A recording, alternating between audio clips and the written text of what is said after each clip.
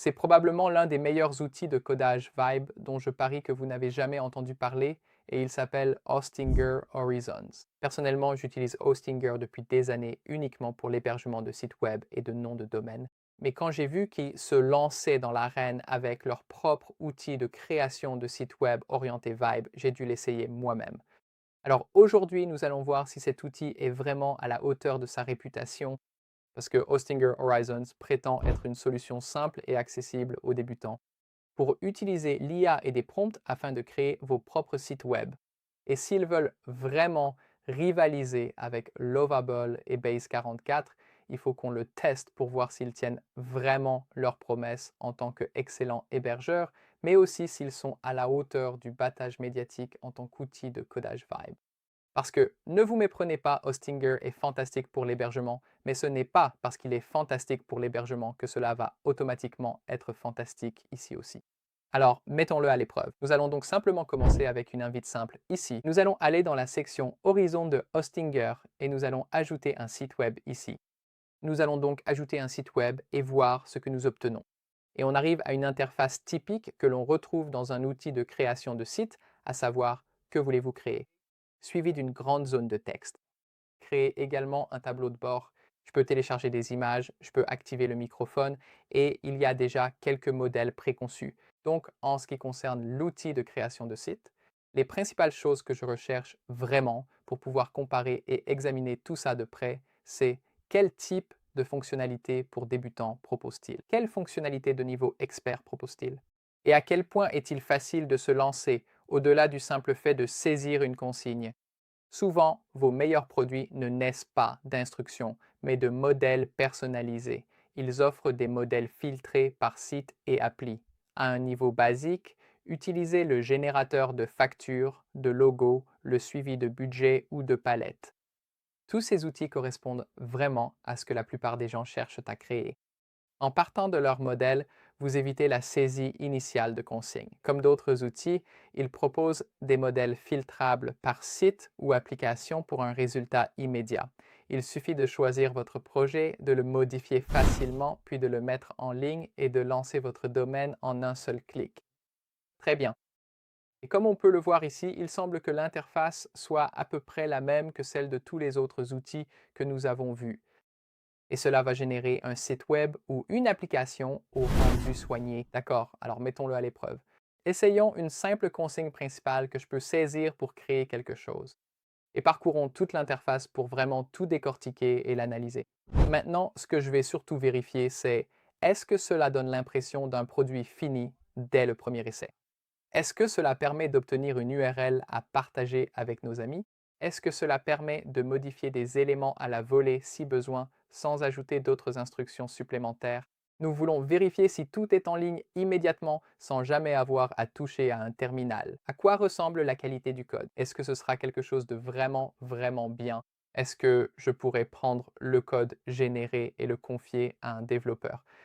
Ou est-ce que ça va générer, comme on dit, du code spaghetti qui fait que je ne peux pas donner ça à un développeur parce que c'est tout simplement trop désordonné. Donc nous allons coller ici notre prompt principal, qui est de construire un portail client pour freelance avec deux vues utilisateurs distinctes, admin et client. Parlons de la structure des données, de ce dont nous avons besoin, du budget, de tout ce qui concerne le front-end. Et la priorité, c'est que l'application doit gérer la logique de l'utilisateur connecté afin de déterminer quelles données sont affichées à l'écran. Donc, avec un simple prompt principal comme celui-ci, nous allons cliquer sur Envoyer et voir exactement ce que nous obtenons. Tout de suite, l'interface ressemble beaucoup à ce que vous verriez avec Level et Base 44. Vous avez votre zone de texte à gauche et il réfléchit ici, d'accord? Donc tout de suite, nous avons tout un tas de choses différentes que nous pouvons voir. Il est en train de travailler dessus et il y a un menu d'astuces et tout le code généré est placé derrière un écran ici. D'accord, nous avons un aperçu comme on pourrait s'y attendre et éditer le contenu. Je suis curieux de voir ce que c'est parce que la plupart du temps, il n'y a que l'aperçu et le code. Et puis, nous avons la vue mobile, très sympa, l'ouverture de l'aperçu dans un nouvel onglet, également très pratique, et la vue plein écran. D'accord, et c'est vraiment très bien dès le départ. Avant de commencer la création, il me pose une question rapide. À quoi devrait ressembler la connexion administrateur Faut-il une connexion simple avec mot de passe et email ou préférez-vous un compte administrateur codé en dur qui soit toujours accessible? C'est très bien dès le départ car on veut vraiment que son outil de codage Vibe prenne le temps de bien comprendre les exigences du projet avant de se lancer.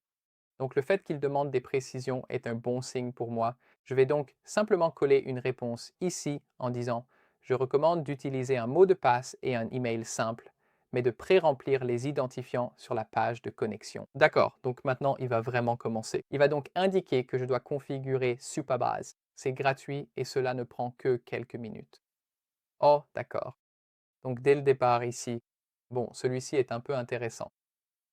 Tous les outils de codage Vibe ne vous obligent pas à vous inscrire sur Supabase, à vous connecter et à créer les identifiants, etc. Base44 ne le fait pas actuellement et Lovable non plus. Donc, si on me demande vraiment de me connecter à Supabase, je peux le faire, mais cela rend l'expérience beaucoup moins accessible aux débutants que ce que l'on pourrait voir ailleurs. Côté back-end uniquement. Une fois Supabase connecté, je créerai votre portail incluant tableau de bord, connexion client, gestion de projet et budget en temps réel. Dites-moi quand l'intégration sera finie. D'accord, maintenant nous allons voir quelles sont les intégrations disponibles. Donc si je clique sur intégration ici en haut, il y a Supabase, boutique en ligne, Analytics et Stripe. Nous avons donc un guide Stripe ici. Vous n'avez pas d'intégration Stripe. Donc, si je clique sur Supabase et que j'appuie sur Connecteur, si j'appuie sur le bouton Connecteur, il va me demander de me connecter à mon compte Supabase. Je n'ai pas vraiment envie de me connecter à mon compte Supabase maintenant, alors annulons cette option. Et disons de nous concentrer sur le développement du front-end. C'est quelque chose à quoi je m'attendais. Ce qui leur donnait un petit avantage, c'est qu'ils avaient déjà l'hébergement web. Mais s'ils veulent que vous vous connectiez à Supabase de manière externe pour pouvoir effectuer des modifications, c'est clairement quelque chose qui, vous savez, n'est pas vraiment nécessaire sur Base 44. Le plus grand atout de Base 44 en ce moment, c'est qu'il est sorti avec tout le back-end déjà intégré à Base 44. Vous n'avez jamais besoin de vous connecter à Supabase de l'extérieur car Base 44 s'en charge entièrement en arrière-plan. Vous ne le voyez jamais réellement faire cela. Alors pourquoi devrait-on avoir besoin de voir ça ici? Ça va m'obliger à me connecter à Supabase, ce qui, il y a 10 mois, était vraiment cool, mais maintenant beaucoup moins. Le programme va donc procéder à la construction de toute la partie frontale et si nous voulions qu'il construise également la partie dorsale, nous devrions établir une connexion. Supabase. Nous pouvons voir les mises à jour en temps réel, mais pendant l'écriture du code, je ne peux rien voir ici. Il y a également un bouton en haut à droite qui dit Poser une question. Cody, je crois que c'est le nom de l'agent d'IA qu'ils utilisent, et non pas spécifiquement Cloud Code ou GPT. Je pense que Cody est simplement leur propre nom pour leur fenêtre de chat, mais je peux me tromper à ce sujet. Nous avons aussi quelques guides rapides, des guides d'aide. Qu'est-ce que poser une question à Cody? Bonjour, je suis Cody, votre assistant IA. Vous pouvez me demander n'importe quoi et cela n'utilisera pas votre Ah, je vois, d'accord. Donc ils ont ici un chatbot intégré qui est différent du chatbot qui écrit réellement votre code. D'accord, c'est quelque chose qui se démarque un peu parce qu'il m'est déjà arrivé de vouloir poser des questions sur le site web et de vouloir le faire dans le véritable champ de saisie sur le côté. Mais j'avais peur que cela utilise des crédits. Mais en fait, c'est plutôt agréable. Je peux lui poser toutes les questions que je veux et cela ne modifiera pas le site web ni n'utilisera les crédits IA, donc je peux lui poser des questions. Il y a aussi une personnalisation par IA. Je peux télécharger le message, démarrer une nouvelle conversation et avoir un historique. D'accord, donc c'est en gros comme un mini ChatGPT ou un mini Gemini ou Claude intégré directement dans Hosting Horizons. C'est beaucoup plus adapté aux débutants. C'est bien plus ce à quoi je m'attendais en termes de fonctionnalité conviviale pour les débutants, donc c'est un point positif. Maintenant, pendant qu'il construit effectivement l'interface du portail client, regardons à nouveau les intégrations. D'accord, donc tout de suite, ici du côté des intégrations, on retrouve encore Supabase. Si vous souhaitez connecter le back-end, une boutique en ligne pour gérer vos produits, commandes, paiements avec un panneau d'administration intégré sans avoir besoin de saisir de commandes. Donc cela donne vraiment une impression de solution préfabriquée. Et nous avons aussi des outils d'analyse pour suivre le nombre de visiteurs et les principaux pays d'origine. Donc il y a un peu de SEO ici, ainsi qu'un guide pour apprendre à intégrer Stripe, mais pas d'intégration Stripe réelle dès le départ. Et il semble qu'il souhaite ajouter d'autres intégrations au fur et à mesure qu'elles deviennent disponibles. Je sais que c'est clairement l'un des outils les plus récents. Il n'existe pas depuis aussi longtemps que, par exemple, Base 44 ou Lovable. Donc je vais lui accorder un peu de tolérance pour l'instant. Mais pour parler franchement, à l'état actuel des choses, pour se connecter à Supabase de l'extérieur, contrairement à d'autres outils sans code. C'est tout pour l'instant. Très bien, nous avons donc la première version de notre système de gestion de projet. Choisissez votre type de connexion pour continuer. Nous avons un identifiant administrateur, admincompany.com, un mot de passe, se connecter en tant qu'administrateur, le remplissage automatique des identifiants, puis se connecter en tant que client. Client 1, client 2, client 3. Très bien, nous allons donc tester cela en observant simplement ce qui s'est passé en coulisses. Avant le contact physique et l'interface utilisateur, vérifions les changements. Voyons ce que c'est. Ah, je vois, d'accord, donc c'est leur éditeur visuel. Oh, je peux simplement modifier cela en temps réel. Portail client, d'accord. Donc, cela semble beaucoup plus accessible aux débutants jusqu'à ce que je vois que ce texte ne peut être modifié que via le chat. J'aime vraiment cette fonctionnalité. J'aime vraiment cette fonctionnalité qui permet de cliquer sur le texte, mais je suis un peu réticent face au fait que c'est sélectif et arbitraire. C'est Hosting Horizons qui décide ce qui est modifiable. Cette partie supérieure, très bien. Mais idéalement, je voudrais que ce soit comme l'invite Nano Banana, où je peux en fait, quand j'utilise quelque chose comme Google Stitch, cliquer sur la partie de l'interface utilisateur que je veux modifier, entrer mon prompt comme d'habitude, puis le laisser faire. Pour, vous savez, peut-être 30 secondes à effectuer ces modifications, cela veut clairement rendre le processus beaucoup plus fluide et rapide, comme on peut le voir. Cela n'a pris que quelques secondes pour ajuster, mais le fait que je ne puisse pas tout modifier est un petit inconvénient. D'accord, donc nous allons passer de la section modifier le contenu au code et voyons réellement ce que nous avons ici. D'accord, nous avons l'application complète avec nos composants app.jsx, le bouton, le contexte off, nos bibliothèques et nos différentes pages, ainsi que nos configurations. Maintenant, c'est le gros morceau. Est-ce que je peux modifier le code? D'accord, je peux modifier le code sans payer et enregistrer ces modifications, et cela va s'enregistrer en conséquence. D'accord, donc ça c'est important. Beaucoup d'autres outils de code, no-code, je pense que Base 44 en fait partie, corrigez-moi si je me trompe. Ils exigent que vous soyez sur un plan payant avant de pouvoir réellement apporter des modifications au code. Ici, c'est sur le plan gratuit. Même si j'ai la version premium de Hostinger, ce Hostinger spécifique Horizon a son propre modèle d'abonnement séparé, basé sur les crédits IA évidemment. Mais cela dit, même avec les crédits IA gratuits, je peux modifier le code sans avoir à payer, ce qui est un avantage. Voyons voir Mobile View. Mobile View est-il optimisé pour les mobiles? Excellent. On arrive tout de suite à la page principale. D'accord, c'est plutôt bien. Testons maintenant le flux de l'interface utilisateur. Nous allons nous connecter en tant qu'administrateur. Animation agréable, tableau de bord simple, possibilité de basculer entre les différents statuts et mise à jour en temps réel. Et pour l'instant, il ne s'agit que de l'interface utilisateur. Si je voulais le connecter à un système dorsal, je devrais aller dans les intégrations et intégrer Supabase. Nous avons donc un bouton de déconnexion ici et un bouton Ajouter un nouveau projet en bas. Et si je clique sur l'un d'eux, on obtient bien un message indiquant Ajouter un nouveau projet, un nouveau statut, un budget et un email. Si je vais ajouter un projet, d'accord, excellent. Il comporte bien des tests pour vérifier que j'intègre un projet d'ajout d'email et que celui-ci apparaît bien.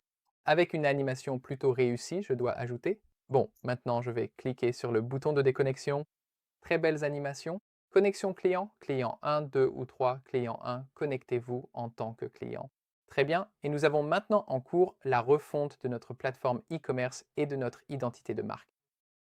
Historique des révisions en attente de révision et rien d'autre ici. Si je clique sur demander une révision, cela change simplement le statut. D'accord. Donc maintenant, si je me déconnecte et que je me reconnecte en tant qu'administrateur, est-ce que ce statut va être modifié? D'accord, très intéressant. Donc, cela se connecte correctement au client 1 et au client 2, ainsi qu'à tous ces projets spécifiques, même si ce n'est pas encore relié à un vrai back-end.